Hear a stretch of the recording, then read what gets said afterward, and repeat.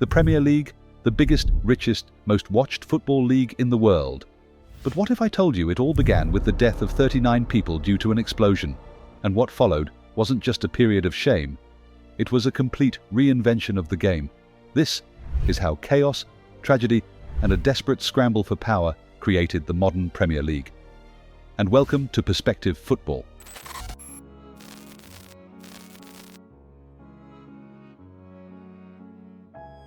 May 29th, 1985. European Cup Final. Liverpool versus Juventus, two of the biggest clubs in Europe at the time. You'd think this should have been a night of glory, right? Like one of those legendary finals people talk about for decades. But instead, it turned into one of football's darkest nights. And honestly, this is where the Premier League starts. Not with a kickoff, but with chaos. The match was held at Heysel Stadium in Brussels, and the stadium, man, calling it unfit would be generous. It was old, crumbling, and completely not ready to handle the kind of intense atmosphere that comes with two massive fan bases like Liverpool and Juventus. It's almost like nobody thought, hey, maybe we shouldn't put thousands of fiery English and Italian fans in a concrete relic with zero crowd control. Liverpool and Juventus fans were placed dangerously close to each other, separated by a flimsy wire fence. Yeah, a fence. Like you're separating two rival armies with garden netting. Long story short, tension started building even before kickoff. Bottles were flying, insults were shouted, and then it exploded. Liverpool fans charged, Juventus fans panicked and tried to run. But the real horror came when a wall of the stadium collapsed under the pressure of the fleeing crowd. People were crushed, trampled, smothered. And by the time the dust settled, 39 people were dead. Most of them were Juventus supporters. Over 600 more were injured. It was sickening. And here's the insane part. They still played the game. Yeah. With dead bodies outside the stadium, they still went on with the final as nothing happened. Juventus won 1-0, but no one cared. That game shouldn't have happened. That night should have never gone that way. And let me tell you, the consequences were massive. UEFA came down hard. English football was banned from European competitions. Not just Liverpool, all English clubs. Every single one. For 5 years. Liverpool got an extra year on top of that. England became a footballing pariah overnight. Clubs that were once competing for European glory were suddenly frozen out. Zero international exposure. No big European nights. Nothing. And look, the ban wasn't just punishment.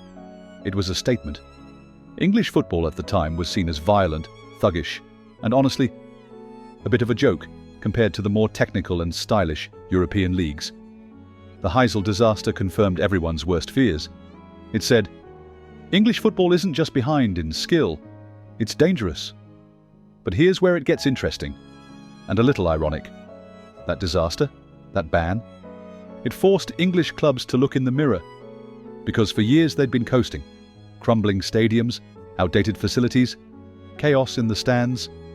They were so used to the old school, working class, beer and pie kind of football that they didn't even realize how far behind they were falling. But now that Europe had shut the door on them, they started asking a very simple but very powerful question. How do we survive?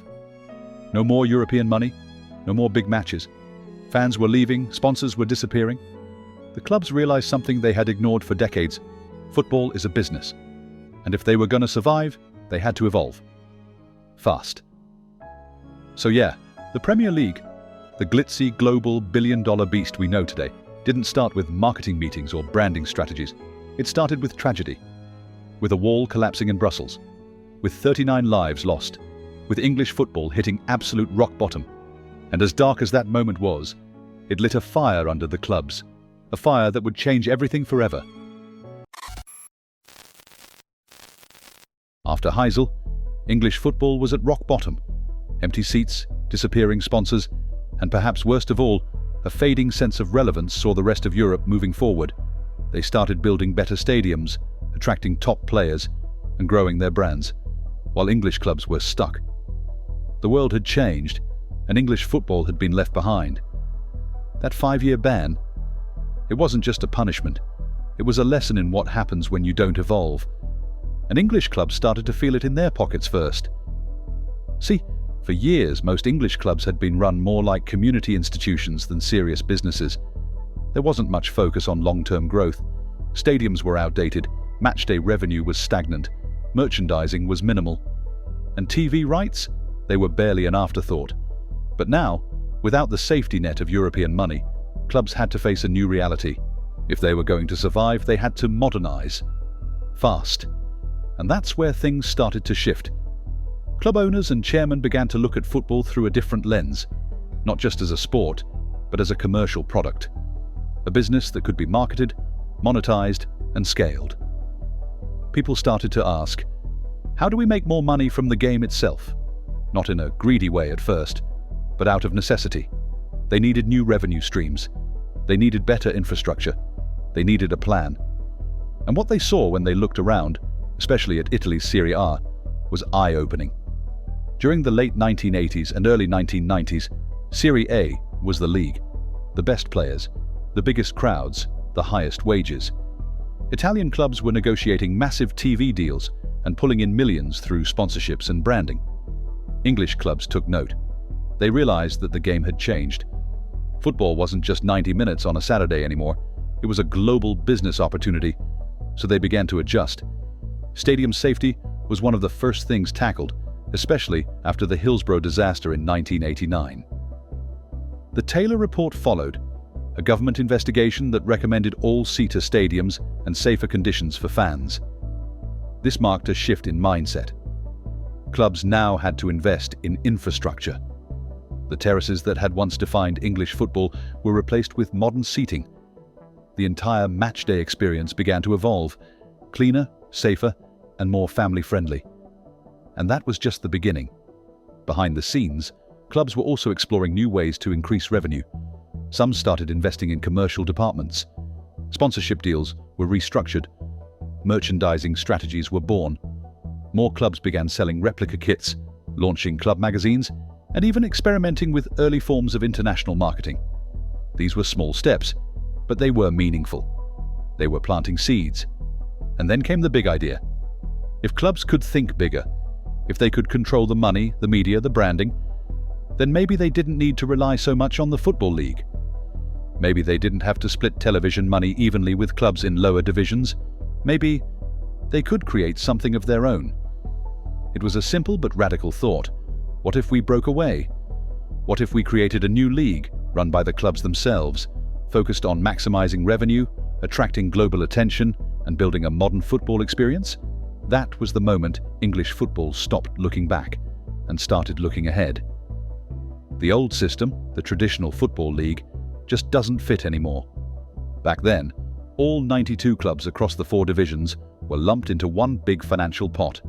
TV revenue, shared, sponsorship deals, restricted, decisions made collectively, which meant that the big boys, like Manchester United, Arsenal, Liverpool and Tottenham, didn't have much control, even though they were the ones bringing in the crowds, the TV views, and the international attention. So they started to ask a bold question: why are we letting others control our future? That question turned into meetings. Meetings turned into plans. Soon enough, the idea was out in the open. Break away from the Football League and start a new competition. One where the top clubs would control the money, the media rights, and the way the game was packaged. That's when the Premier League was born. Now, on the surface, it looked like a group of clubs just decided to restructure things a bit. But make no mistake, this was a power grab, plain and simple. A boardroom coup dressed in a suit and tie. The top clubs weren't just trying to improve football, they wanted control over their own money, over their brand, over their future. So the top clubs broke away from the Football League and formed something new, the Premier League. 22 clubs, a fresh name, a brand new structure, but most importantly, full autonomy over their own commercial and broadcasting rights. And here's where Sky Sports enters the picture. At the time, Sky wasn't the media giant it is today. It was young, scrappy, and looking to make a name for itself. And it saw football, this gritty, emotional, tribal sport, as the perfect product to build its empire on. But not just football the way we knew it. Sky wanted to turn the sport into entertainment. Big intros, fancy graphics, explosive commentary, cameras in the tunnel, music that made goosebumps rise. This was going to be football with flair, and Sky put its money where its mouth was. £304 million over 5 years, an outrageous sum at the time, secured exclusive rights to broadcast the new Premier League. It was a bold move, and it changed everything. Suddenly, clubs were flush with cash. We're talking game-changing levels of money. Wages shot up, transfer fees started climbing. Clubs began investing in training facilities, upgrading stadiums, bringing in foreign managers, and attracting talent from all over the world.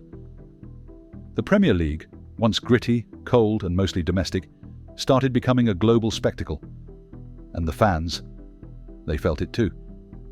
The matchday experience evolved. Better stadiums, better seats, safer crowds. And on TV, everything felt slicker, like watching a movie unfold every weekend. The commentary wasn't just informative, it was theatrical. Every match felt like an event. The influx of money also began to transform clubs into businesses. Chairmen started talking like CEOs. Players became celebrities. Shirt sponsorships turned into multi-million-pound deals. International pre-season tours became a thing. Clubs were no longer just competing on the pitch. They were competing in boardrooms, on billboards, and across borders. The Premier League had one clear mission: to monetize the game and to do it better than anyone else. And honestly, it worked. And from there, the Premier League evolved. The Premier League had exploded into existence in '92 with a bang. Flashy TV intros, cash flying around like confetti, and Sky Sports turning football into a blockbuster event. But the real show? That started in the 1990s. Let's just say, the 90s were chaotic brilliance. This was the decade where the Premier League found its feet. And guess who was leading the charge? Yep, Manchester United. Sir Alex Ferguson had put the league in a headlock. It wasn't just about winning, it was about dominating. Titles? Check. Youth talent? Check.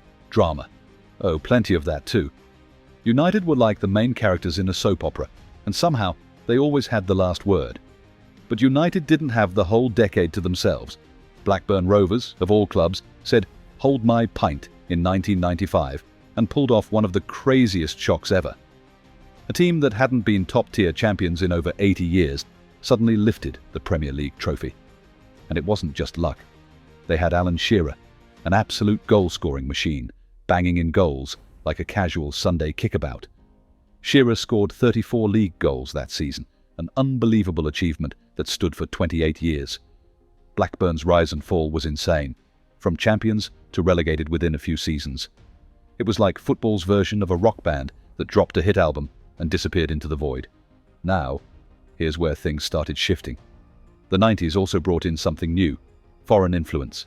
Players, managers, playing styles, everything started evolving. It wasn't just English grit and long balls anymore. You started seeing flair, tactics, and some outrageous skill. It was like football finally discovered colour TV. And as the money from TV deals kept pouring in, so did the global spotlight. By the time we hit the year 2000, the Premier League was no longer just England's league. The 2000s, aka the decade of the Big Four: Manchester United, Arsenal, Chelsea, and Liverpool. These four didn't just run the league, they owned it. Every big game, every major trophy race, had one of them in the mix. Let's start with Chelsea. Before 2003, they were decent, like a mid-table guy wearing a nice suit to hide his insecurities. But then, boom. Roman Abramovich walked in with oil money and the ambition of a Bond villain.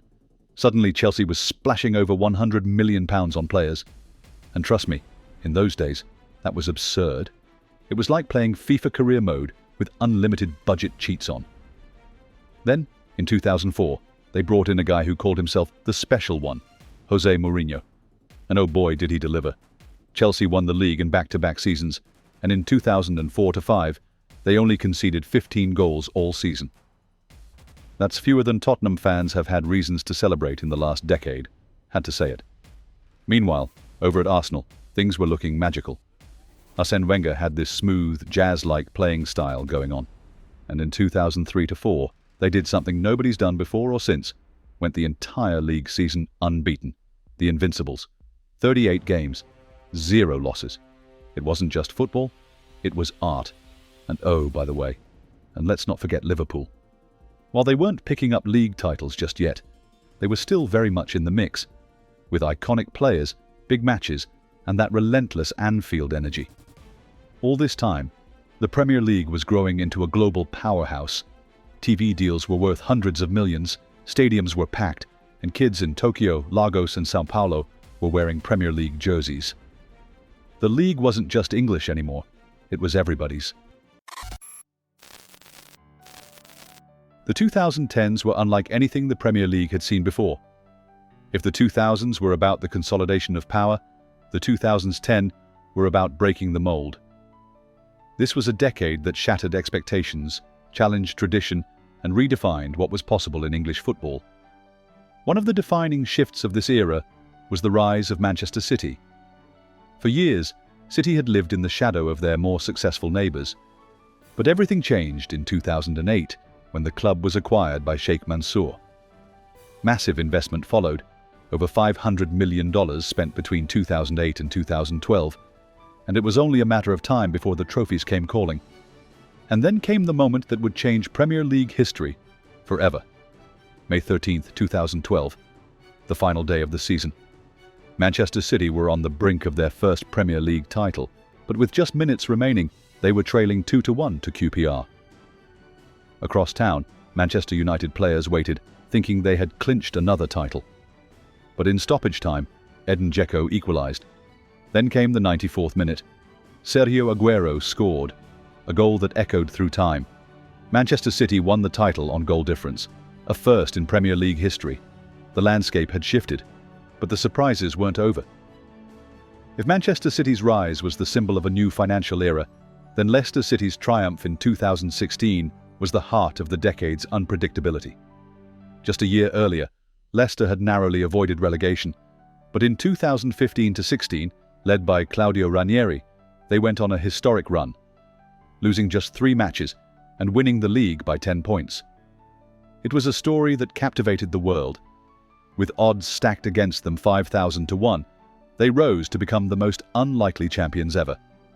This was also the decade when the Premier League truly became global. Record-breaking television deals, international broadcasting, and digital media made English football more accessible. Clubs became brands, matches became worldwide events, and fans from every continent tuned in, not just to support their teams, but to witness the drama unfold week after week. The tactical side of the league evolved too. The influx of elite managers, Pep Guardiola, Jurgen Klopp, Antonio Conte, Mauricio Pochettino, brought new philosophies. High pressing, positional play, false nines. The tactical vocabulary expanded, and the Premier League became as much a battle of minds as of feet. Yet, amidst all the innovation and surprises, there was still a growing sense that something was building, that the new powers were not done yet. The 2010s ended with Manchester City and Liverpool locked in one of the fiercest modern rivalries. Their battles, particularly in 2018-19, when City edged Liverpool by just 1 point, set the stage for what was to come. As the decade closed, one thing became clear. The Premier League had entered a new phase, faster, smarter, global, and more unpredictable than ever. And then came the 2020s, a decade that would begin not with celebration, but with disruption. The 2020s began with a challenge unlike any before. In early 2020, the world came to a standstill. The COVID-19 pandemic halted everything, including football. For the first time in Premier League history, the season was suspended. When it resumed, it was in empty stadiums, an eerie silence replacing the roar of the fans. But the game went on, and so did the drama. Amid the uncertainty, Liverpool rose above the chaos. Under Jurgen Klopp, Liverpool delivered a campaign of precision and dominance. In the 2019-2020 season, they clinched their first Premier League title in 30 years, finishing 18 points ahead of Manchester City. It was more than just a title, it was a statement. The hegemony of Manchester clubs had been broken, but the 2020s would not settle into one rhythm. As life returned to normal, Manchester City emerged stronger. Under Pep Guardiola, they built a team that combined tactical excellence with depth and consistency.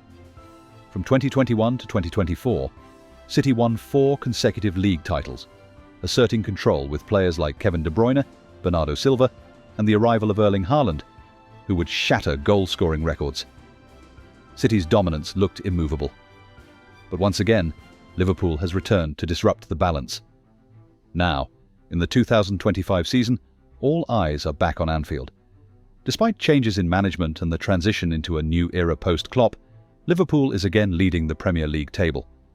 With a dynamic squad, tactical flexibility, and renewed energy, they are shaping the narrative of this decade.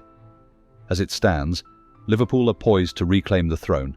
Their consistency, resilience, and leadership have placed them at the top of the league. And as the season heads into its final stretch, all signs point to a new chapter of triumph. But is this a temporary resurgence, or the beginning of another power shift? Only time will tell. Because if there's one thing history has shown us in the Premier League, is that nothing stays the same for long. So here we are, the Premier League, at the cusp of the 2024 to 2025 season. From its origins in boardrooms to the explosive rise of global viewership, we've witnessed a league that's never been afraid to reinvent itself. Every decade has brought its drama, with power shifts, surprise champions, and relentless battles between the world's top clubs, and now it is called the best league in the world. But what do you think? Is it the best league in the world? Let me know in the comments, and don't forget to subscribe to the channel. Thank you.